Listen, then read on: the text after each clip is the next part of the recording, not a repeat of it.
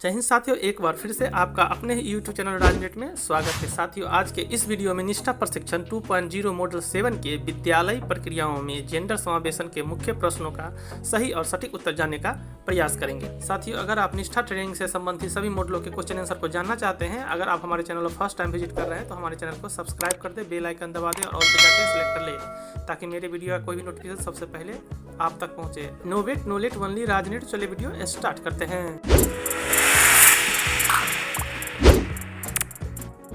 प्रश्नोत्तरी।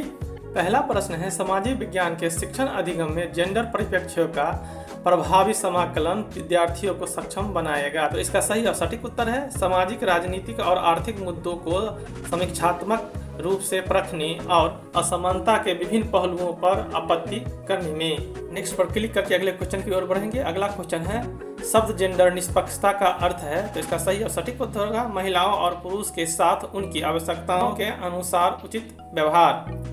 नेक्स्ट पर क्लिक करके अगले क्वेश्चन की ओर बढ़ेंगे। तो अगला क्वेश्चन है, निम्नलिखित में से कौन सा पहलू विद्यालय परिवेश जेंडर ऑडिटिंग का भाग नहीं बनता है। तो इसका सही और सटीक उत्तर होगा जेंडर हिंसा के भेदभाव के विरुद्ध शून्य सहनशीलता नीति न होना।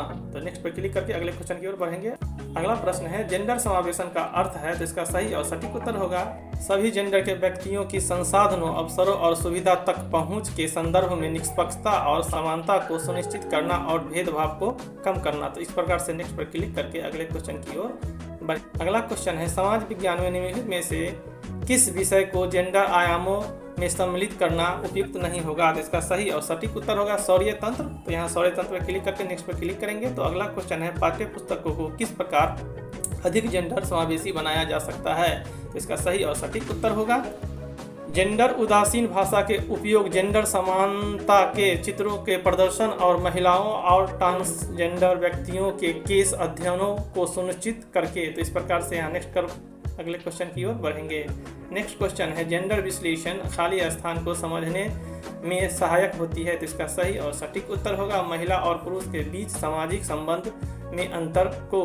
नेक्स्ट पर क्लिक करेंगे। तो इस प्रकार से अगला क्वेश्चन है, निम्नलिखित में से कौन सा जेंडर रूढ़ि उदाहरण नहीं है। तो इसका सही और सटीक उत्तर होगा सभी जेंडर के बच्चे कुछ भी करने में सक्षम होते हैं। तो इस प्रकार से नेक्स्ट पर क्लिक करके अगले क्वेश्चन की ओर बढ़ेंगे। अगला क्वेश्चन है, जेंडर समानता के सिद्धांत का अर्थ है। तो इसका सही और सटीक उत्तर होगा सभी जेंडर पुरुष, महिलाओं और ट्रांसजेंडर व्यक्तियों के साथ एक जैसा व्यवहार। तो इस पर नेक्स्ट करके अब अगले क्वेश्चन की ओर बढ़ेंगे। अगला प्रश्न है, निम्नलिखित में से कौन सा उदाहरण महिला अधिकार के लिए सत्य नहीं है। तो इसका सही और सटीक उत्तर होगा उन्हें वेतन का समान अधिकार नहीं है। तो इस प्रकार से नेक्स्ट पर क्लिक करके अगले क्वेश्चन की ओर बढ़ेंगे। अगला प्रश्न है, निम्नलिखित में से कौन सा वाक्य लड़कियों और ट्रांसजेंडर बच्चों में अधिगम परिवेश में अलगाव की भावना को दूर करने में सहायक हो सकता है। तो इसका सही और सटीक उत्तर होगा अधिगम सामग्री और शिक्षण शास्त्रीय प्रक्रिया में लड़कियों और ट्रांसजेंडर बच्चों के सकारात्मक और समान प्रतिनिधित्व। तो इस प्रकार से नेक्स्ट पे क्लिक करके अगले क्वेश्चन की ओर बढ़ेंगे। अगला प्रश्न है, विद्यालय में निम्नलिखित में से कौन सा गतिविधि जेंडर भेदभाव को नहीं प्रदर्शित करता है। तो इसका सही और सटीक उत्तर होगा लड़कों और लड़कियों को मध्याह्न भोजन परोसने की जिम्मेदारी समान रूप से दी जाती है। तो यहाँ नेक्स्ट पे क्लिक करके अगले क्वेश्चन की ओर बढ़ेंगे। अगला क्वेश्चन है, निम्नलिखित में से किस गतिविधि को पुरुष प्रधान गतिविधि नहीं माना जाता है। तो इसका सही और सटीक उत्तर होगा विद्यालयों में पढ़ना। तो इस प्रकार से यहाँ नेक्स्ट पे क्लिक करके अगले क्वेश्चन की ओर बढ़ेंगे।